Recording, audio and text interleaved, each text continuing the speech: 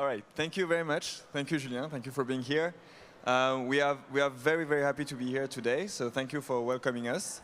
And today we're going to talk about the European tech. And let's see if if we can create big companies and solve hard tech problems in Europe, right?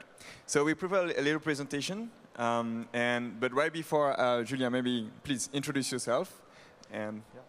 Thank you, Clément. So, hello everyone. Thanks for coming. I know the subject is Europe, and from Korea, sometimes Europe feels a little far, but hopefully it'll be an interesting subject for you. I'm with Eurazeo. My name is Julien Mialaret. I'm an operating partner with Eurazeo, and Eurazeo essentially is a global investor in technology. We're one of the largest in Europe, but we're also present here in Korea. We have teams in Seoul and other parts of Asia. We really focus on pretty much all the technology sectors, so starting at venture stage, we invest in biotech, we invest in sustainability, we invest in digital, but we also invest in some hard technologies, which is what we're going to talk about. And we're also investing in Asia with investments across the region. So a global investor helping European companies come into Asia, but also sometimes Asian companies go to Europe. And it's a pleasure to be here and to talk about this subject, which I think will hopefully resonate with you guys. Clément, to you. Do you want to introduce yourself as well? Thank you very much. Yeah. So my name is Clément. I'm co-founder and CEO of a company called ADA. And at ADA, we're building software for venture capital and private equity companies. And so today we're working with more than 200 funds across 40 countries. And we help them to manage their entire firm into one single platform. So they can manage the different opportunities and what we call the deal flow, and as well as the portfolio, which gives us a very interesting overview about the market and what's happening right now in Europe, and especially regarding the hot topic and the very hard tech problem that we're trying to solve in Europe.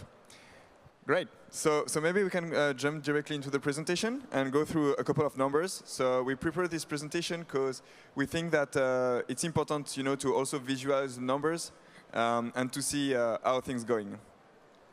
So yeah, maybe I'd like to comment the first slide. I think it's a very, very interesting slide because here you can see the investment and the amount invested in the US versus the other countries in generative AI.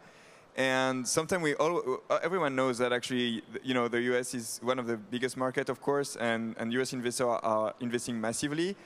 But sometimes we don't really realize how big it is, the difference. And actually, the US companies raise 16 times more than any other countries, which is actually very, very impressive. And if you look at in generative AI, so Korea is just starting. Yeah, and I think this number is quite interesting. I don't know if you got any comments or anything to add here. No, I think it's one of the only comments I would make is that because of the size of the U.S. industry, obviously they've been able to do a lot. But also, what's particularly interesting on the Gen AI side is that they've been able to develop models in multiple languages, including for Korea. And Korea is one of the biggest markets for ChatGPT globally. So the question is, when these really, really large capital raises are done in the US and in Gen AI, they're able to build models that can also work in your own language, such as in Korean, what kind of space will that leave for Korean players? And I think for everyone who's looking in Korea on the Gen AI space, you can already see that it's one of the big challenges of Korea is how to build homegrown champion and in large language models in particular. So it's particularly worrying when you see US startups in Gen AI raise this much money when they can also be relevant in your home market like Korea. It's going to be quite difficult for other players to compete. Very true.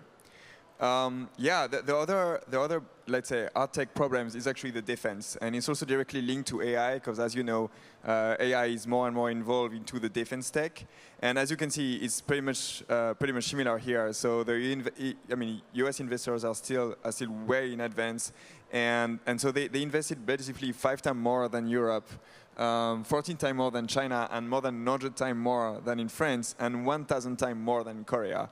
And so we can see here also a large domination of the US. I mean, they are very strong in army, so I think everyone knows that.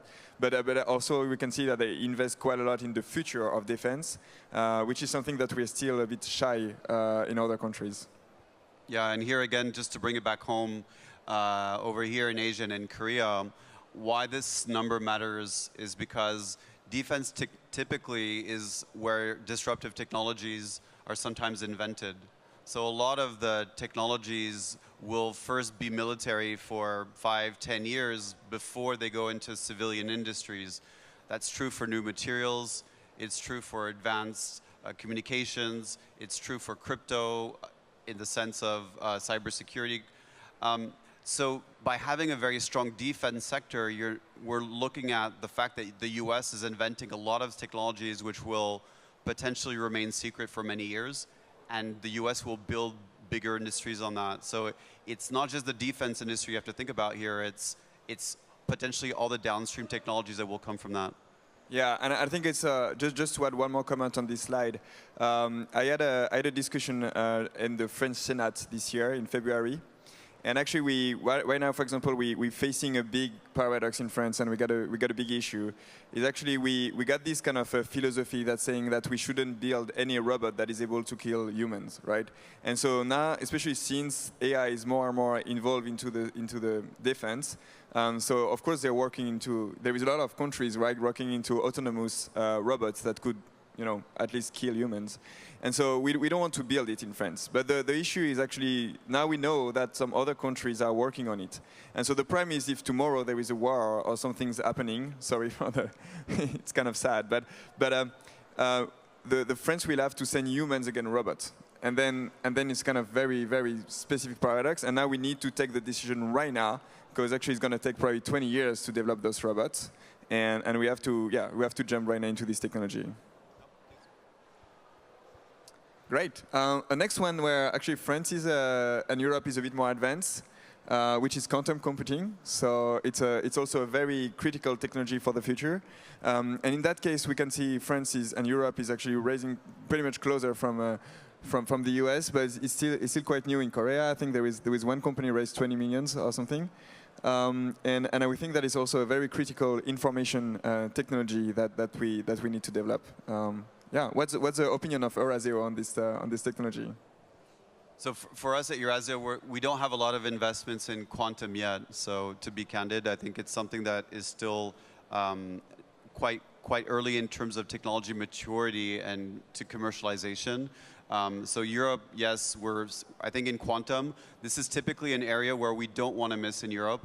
And so there's a lot of investment coming in. One of the really interesting things about quantum, and you'd be surprised, is that the corporations in Europe that are the most interested in quantum are not, for example, finance or people who use a lot of supercomputers for that. It's people from traditional industries, typically energy companies, power producers, people, nuclear utilities, like you have here in Korea with Korea KEPCO. They need a lot of computational power so that they're always balancing their energy produced, and you need supercalculators for that. So you'd be very surprised, but quantum and supercalculation is not something for defense or for people who do hedge funds. It's actually for very traditional industries as well, and that's why it's very critical for the future, not just in Europe, but also here in Korea. Quantum computing has very significant applications to very traditional industries. Very true. Last but not least, I think this is probably the hottest topic those days, which is the investment in semiconductor. So here Korea is very, very strong, and it's actually super impressive to see the amount of investment in semiconductor and new chips. Yeah, and Europe is still lagging on that, and I think this is one of the biggest issues that we have. Is actually we're struggling building big chips company in Europe, and with very advanced chips. Yeah, and do you have any comments on that? The only comment I will make is that Europe used to be quite strong in semiconductors. In particular, we had NXP, which was producing semiconductors. We still have one very strong company in semiconductor, which is ASML on the lithography, so the machines that use to produce some of the semiconductors. It's a Dutch company, ASML. It's one of the most valuable in Europe. And then you probably know as well that in the design of chips, well, one of our most valuable companies in Europe, which was in the UK, was acquired by SoftBank. But we've mostly lost our capability in Europe in semiconductor. And so the new wave of AI chips in Europe, it's particularly difficult for us to build it because we've lost the ability in manufacturing and in precision manufacturing, whereas Korea, Japan, Taiwan, Singapore, and parts of Malaysia actually are building or have strong industries in semiconductors. So Europe, we've lost that, and we're trying to build it now in the new chip forms. At Eurazeo, we have invested in a company called Vertical AI, which is designing new types of chiplets, and it's an area where we think in Europe we can build the next generation, but it's not easy for us to do it. Yeah, definitely. And I think it's also a question of talent and availabilities to build big factories. Great. Yeah, so that's pretty much it for the numbers. So now maybe we can dig into a more personal topic, let's say. Yeah, so across your portfolio during the past years, you've seen a lot of companies trying to solve biggest problems, and I would like to know more about what's the main challenges European entrepreneurs are facing right now. Is that a problem of talent, a problem of infrastructure? So how you could describe the biggest challenges for European entrepreneurs those days? Sure. Maybe first a question to the audience. Who in the audience has been to Europe? Just raise a hand if you've been. Okay, so we've got a big show. Who's worked in Europe? 1, 2. Okay, 2 people in the audience have worked in Europe. And then maybe anyone believes in Europe. And maybe last question is, who has invested in Europe? Anyone hasn't made investments in Europe? So we have 1. All right, so I think just to give you guys a show of hands, we probably have like 12, 15 people who've gone to Europe, maybe for vacations. We've got 3 or 4 people who've worked in Europe, and then we've got 1 person who's invested in Europe, right? So when you look at those numbers, the first thing you ask yourself is, well, has Europe become a lifestyle continent? Is Europe the place we go to when we want to have a good time in Italy, eat good food, or have a good vacation in southern France? Is that what we're becoming, and leaving the hard technology problems to others, right? So I think that's kind of the question we're asking: is are we still able to build in Europe what we were really good at, which is hard tech problems? Can we solve them? Now, to answer that question, I think the first question to ask is, does Europe still have very strong capabilities in inventing new technologies, right? And I think here, one of the really interesting things about Europe is that Europe does not lack universities and very advanced research centers that are building some incredible technologies. I'll give you one example at least, which is always notable, is that if you think about mathematics, which is so critical to solving so many of these problems, and one country in particular, for example, France has more Fields medals than any other country in the world. So Fields medals is the Nobel Prize for mathematics, right? And so France has more Fields medals than even the United States. For a small country, if you will, of 70 million people, it's pretty impressive. So I don't think Europe, we lack talent in research. We certainly don't lack people who are able to build and invent. So there's a lot of new technologies at the early stage. But the question becomes, why do we struggle in scaling them? So in making them into products, in building the facilities, and then in making them international, right? I think this is one of the critical problems. The issue, I would say, is there's a few. But the first one that you have to think about is talent, in the sense of diversity of talent. If we want to bring a company from Europe to Korea, can we have Korean talent that's been in that company from the earliest stages that's going to be able to help that company go into Korea? In Europe, usually when you start a company in one country, you won't immediately have a diversity of profiles from different countries. When you start a company in the Bay Area, there's a fair chance that if you're starting in the Bay Area, you will immediately have from the beginning people who have come from all over the world to be in your company, including, for example, from Korea. So the day that you launch in Korea, you might have a team member who's been here a long time. So I think the first question to ask is, we know how to solve problems in Europe in terms of research, in terms of deep tech, but we don't necessarily always have a diversity of profiles to make them global. I think that's definitely one big question. We'll get back to it. The second question is, do we have what it takes to industrialize? We were talking about semiconductors. Korea is particularly strong in semiconductors because it has a tradition of many, many years of maintaining very, very, very strong expertise in manufacturing. It's a global supply chain, semiconductors, but Korea has been able to maintain its position. And that's helped Korea in many other production areas, right? One of the issues of Europe is that we have essentially lost a lot of industries in favor of services. So semiconductors was an example. We sold a lot of the jewels that we had, like an XP, and we haven't reinvested in those in manufacturing. So this is one of the things that you should be on the lookout for in Europe, is that we are reinvesting in manufacturing. We have big spending programs on defense, big spending programs on reindustrialization, big spending programs to build next generation semiconductors, three-dimensional ones, big spending on defense programs as well, big spending on new energy technologies. So I think we're relearning how to do that. It's slow and it's a little bit painful, and unfortunately you might have seen that companies like Lilium in vertical mobility, electric vertical mobility, unfortunately, went down. You might have seen that gigafactories that were started in Europe unfortunately failed. It's not easy for us to do it, but we're putting the money back in. So that's on the second question, which is, after talent, do we know how to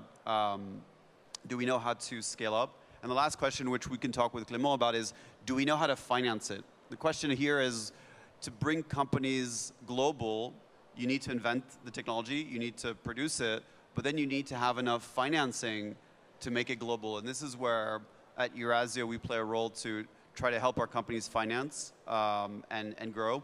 Long story short is, I would still say, if you're a Korean investor, it's a great time for you to look in Europe, because Europe still lacks financing. In particular, we lack financing between 50 and 200 million, 50 to 500 million, which is what we call the growth equity. So if you want to invest in Europe, you're going to find a lot of funds at the early stage, seed, Series A, at the moment where we're inventing technology. But you're going to find way less people when you're going to need 50, 100, 200, 500 million. And that's an area which is the growth financing, where we lack compared to the US, which is much, much stronger. So that's maybe a general observation, but maybe to Clément, on your side, I mean, you're an entrepreneur, you started your company in the US, you have people from the US, from Europe in your company. Why did you want to start in the US? What were you able to do in the US that you couldn't have done in Europe, and how was that experience for you? Thank you. Thank you also for those very pertinent comments. Yeah, so I started the company in the US by mistake, because actually I was working as a VC before to start my company, and the VC was based in New York. So we started the company from New York, because that was also much easier, especially back in the time, when you wanted to launch a company in France, just in terms of paperwork, it could take forever.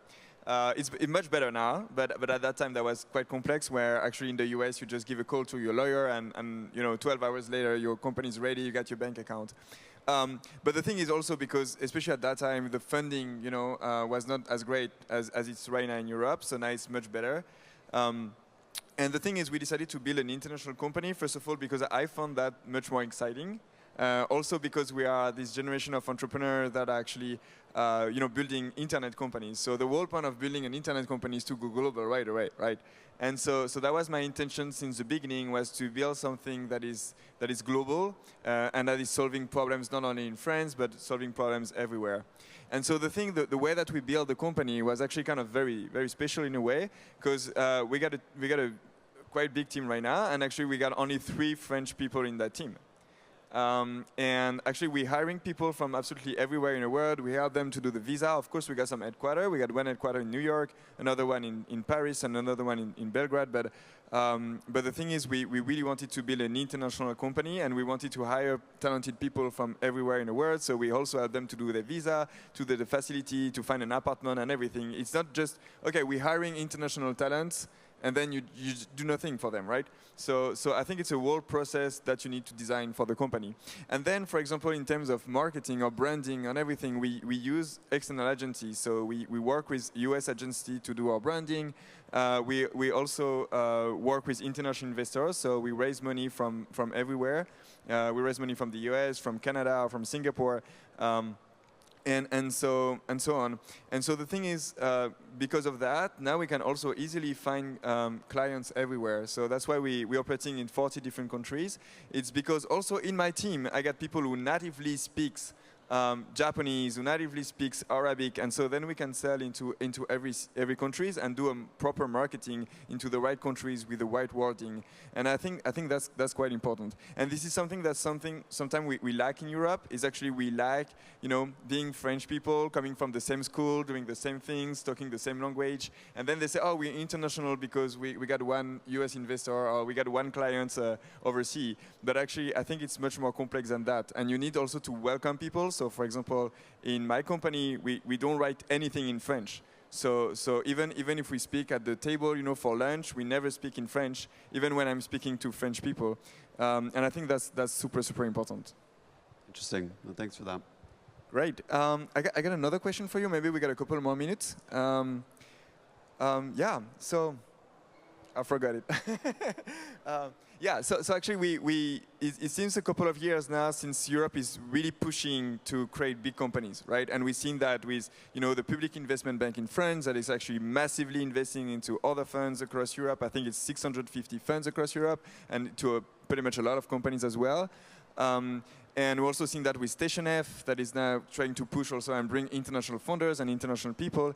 And the thing is, even though we push quite a lot, we never found a way to build $1 trillion company, like the US did in a couple of years with OpenAI. And my question is, according to your experience, what do we miss? So of course we miss the funding, we miss some infrastructure, but if there is anything else that in terms of mindset or something that we miss? So maybe again, a show of hands. Who uses Spotify here? Okay, so Spotify is a Swedish company, right? Does anyone know about Revolut? Oh, yeah. Who uses Revolut? You should Anyone?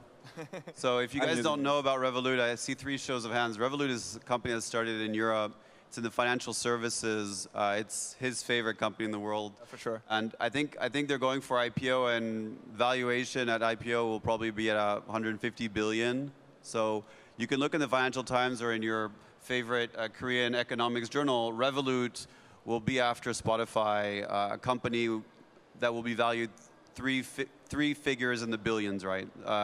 Unfortunately, none of these are hard tech problems. Revolut is finance, Spotify is music. And I think, but they are of that size. These are companies that are worth between 50 and 150 billion. Now, that's all good, but that's not many. 2 companies that I just mentioned, I mean, when you compare it to the number of US companies of that size, it's still not much. And I think the biggest issues that we still have to face in Europe, I think, to create more of these really massive companies that you'll be using here, potentially in Korea, is financing. I think it's definitely a big issue. I talked about it. You're a US company, you've raised 10, 20 million, that's fine. 200 you can raise, 2 billion you can raise. In Europe, you can raise 20, maybe 200, but 2 billion is very difficult. So I think we still have a financing gap, and it's not just true in Europe, it's other places. I think the other issue that we need to work on and hopefully we are trying to make our products appealing, just like Revolut is very appealing, Spotify for a global audience. But we historically haven't just been as good as US company in the user experience, making the product appealing for a global audience. That could be changing. I'll give you one example, which is a company we're supporting. I'm sure you guys are already using ChatGPT. If you're not using ChatGPT, you're probably using DeepSeek. In Europe, the champion is called Mistral, Mistral.ai. We're an investor in Mistral. They're starting in Asia, and we'll see if they can also be a globally appealing company. They will probably go and raise over a few billion this year, and they already have very significant contracts. So financing better products that the world can enjoy, and hopefully next time you're opening your mobile phone or next time you're looking at a cool hardware product, hopefully in the next 10 years it will come more from Europe than before. In any case, it's a very good time for Korean investors to go into Europe because you can truly find amazing companies at this stage at a very, very much more attractive valuation than the US. And if you do, please do look us up. We'll be very happy to help. Thank you very much. Thank you, Julien. Thank you all. I think we're right on time. So yeah, that was a pleasure. And looking forward to speak with you also after the session if you have any questions or anything you want to dig in. Thank you so much. We're honored that so many people stayed on a topic that sometimes seems so far from Korea. Thank you very much, everyone. Thank you so much for the discussion. And we were scheduled to have a Q&A session right now. Yeah. 네, 잠시 지금 질의응답 진행을 하도록 하겠습니다. 질문이 있으신 분께서는 저희가 이제 시간 관계상 질문을 한 번 정도 받아볼 수 있을 것 같아요. You may stay there for the answer of Q&A. Yeah, thank you so much. 네, 질문 있으신 분께서는 손을 들어주시면 저희가 마이크를 전달해 드리도록 하겠습니다. 질문이 없으실까요? 저기 들어주셨는데요. Excuse me, ma'am. Gentleman first.